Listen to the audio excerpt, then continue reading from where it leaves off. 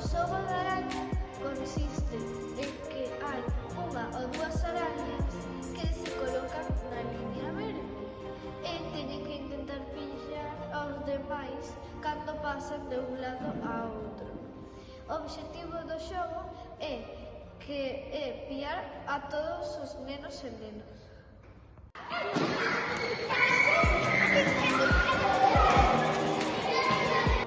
A pita consiste en que 4 nenos pillan e os demais teñen que escapar. E antes de que pillen, teñen que facer stop. E para que os salven, teñen que pasar por debaixo. E o xogo consiste en que os nenos que pillan a todos.